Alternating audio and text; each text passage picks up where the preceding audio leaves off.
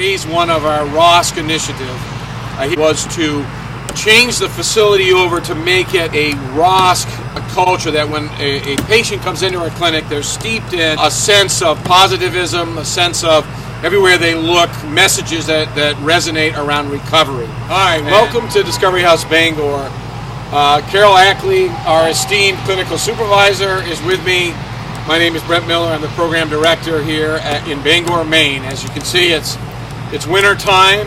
The purpose of this videotape is that we are going to show you our ROSC environment that we've created, our phase one of our ROSC initiative. And we just had our CARF survey.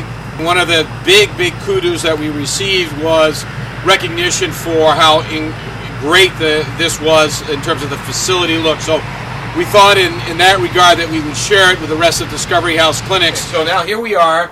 The second step of our journey to people come in here. This is where our flow happens. They come in and they see our nice awning, and this is the primary entrance to Discovery House Bangor.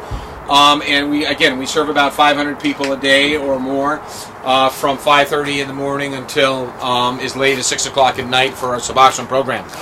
At this stage of the game, this is part of a build that took place about a year and a half ago when the company spent thousands of dollars to create a one-way flow in and a one-way flow out, which you'll see.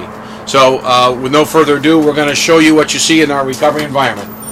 Okay, the first thing, as you open the door, you see this magnificent sign that is the part of the method and the message that we're trying to create around our recovery theme here. It says, caution, entering a recovery reconstruction zone. This was handmade for us. Carol Ackley designed it, and it is, as I say, part of the ROSC idea of capturing people right off with the theme about their own life being reconstructed through recovery, lifelong recovery. So that's the first thing that they see as they come in. And as we turn to go up the stairs, we have, and Carol, I'd like you to talk about how this transpired. Sure. What you see here are recovery words that go up our stairs. We have 22 stairs. We're on the second floor.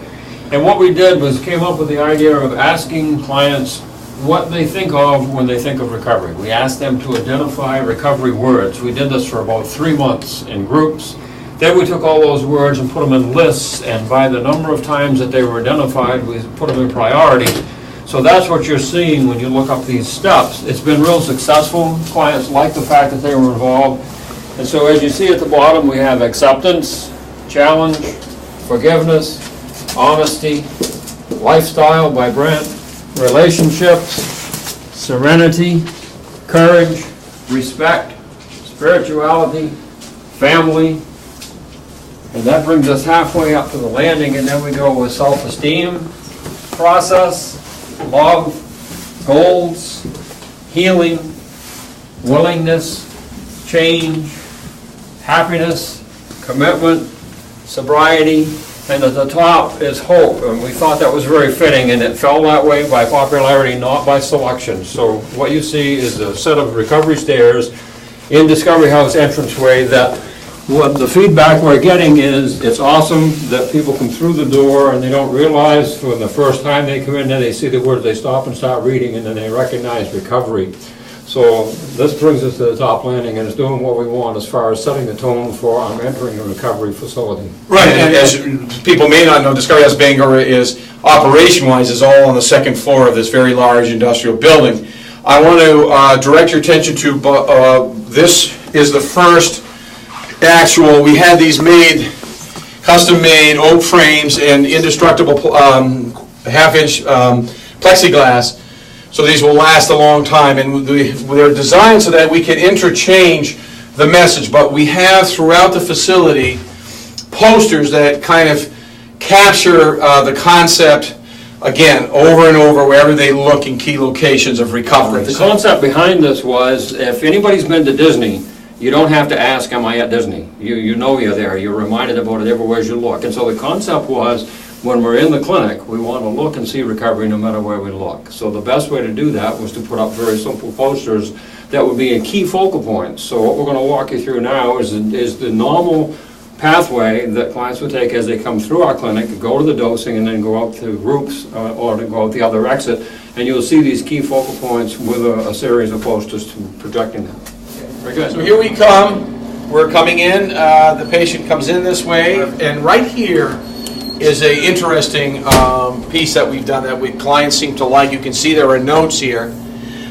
This is our communication board for clients, and it says, please feel free to leave messages or exchange numbers that help you in your recovery. Please see method of administration for dry erase marker. Thank you. Our kiosk where people check in, and where they would first go, let's just assume they're going to go to administration today.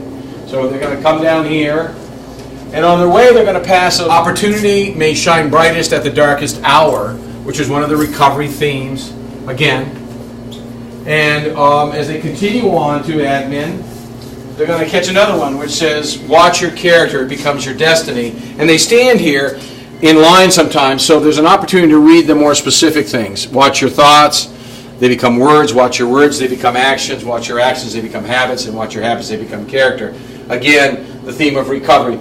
So then after dealing with administration for whatever reason, financial, whatever, they turn, and in turning, over here they see the 4 agreements, which for those who are familiar with it, it's a famous book.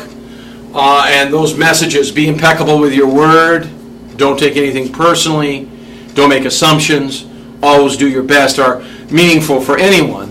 And over here, of course, is our wall of recovery, where people have put artwork, poetry in particular has been placed there expressing their recovery journeys. Okay, and now we go this way as we continue on to our dose line.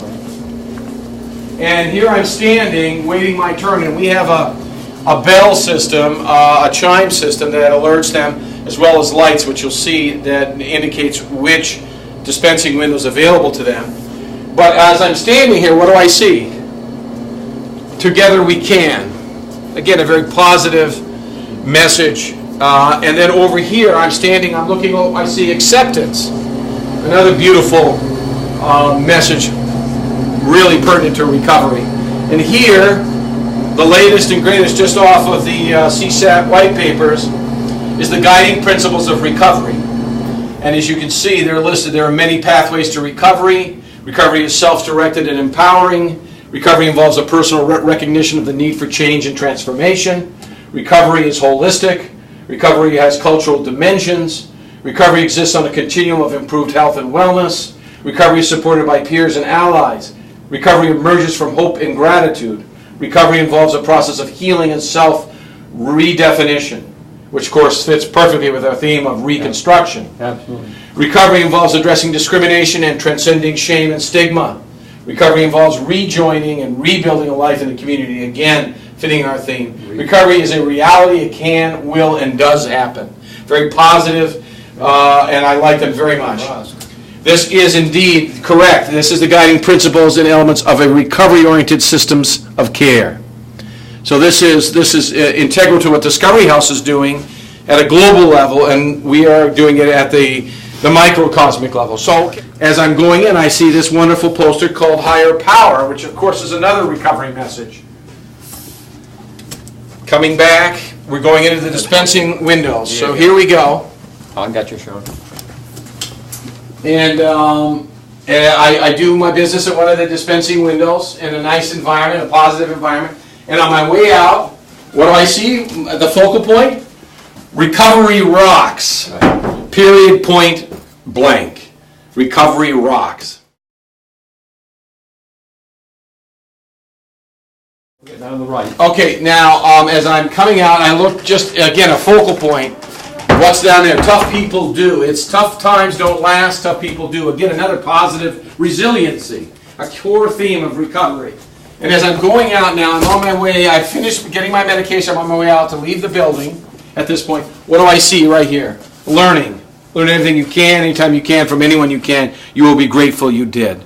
Again, another positive message. And here, as I'm going out to go to exit, is another optimism. The difference between stumbling blocks and stepping stones is how you use them. And so then we move, and even here, I'm seeing something as I'm on my way out, but wait a second, oh, I have a group I've got to go to. Right. So I got to go to the group rooms, which are over in this part of the facility, and here you see failures an event, never a person. So we'll go straight ahead. As I'm coming down, again, a focal point, what do I see? Another recovery message, another sign. Kind words can be short and easy to speak, but their echoes are truly endless. Another positive, affirming message.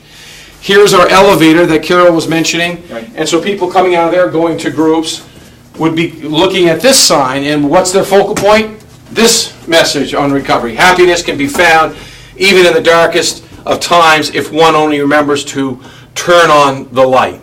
A beautiful, positive message again. And here we are in one of our group rooms, and this group room does have, again, evidence of peer recovery support. You got it.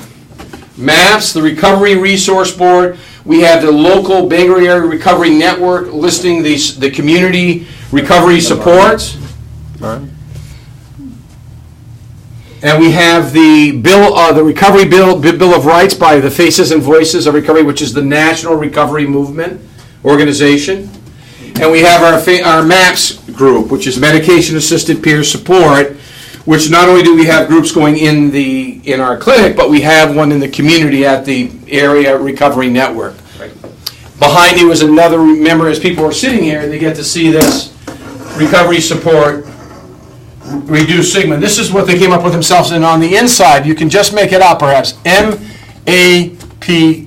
MAPS. Right. This was designed by patients, for patients, to as their theme and what they wanted for an image of MAPS. And there it is. They came up with that. I think it's fabulous.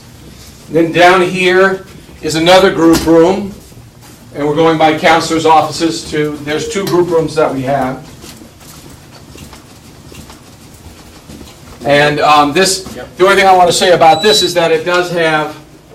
Every group room has collages. We have a couple of these that were done by the patients as a representative of their creative expression of recovery, and we also have another recovery rights posted. So every room or every hallway as you go has a theme or a picture that reminds you that you're in a recovery environment.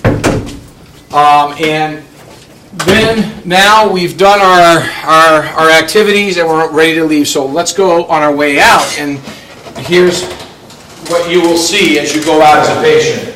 Every day as I go out, I'm going to see just let go. This is a very positive message, helpful to people in recovery. And as I turn again, a focal point on this way is one step at a time, which is of course a classic 12-step message, again, towards recovery. And then we are out and we're heading out and on our day. I would just say that I think the feedback from the clients has been so far has been very effective. It's accomplished what we've wanted. We've got their attention. They're actually looking for more recovery messages, and we intend to add more messages throughout the clinic.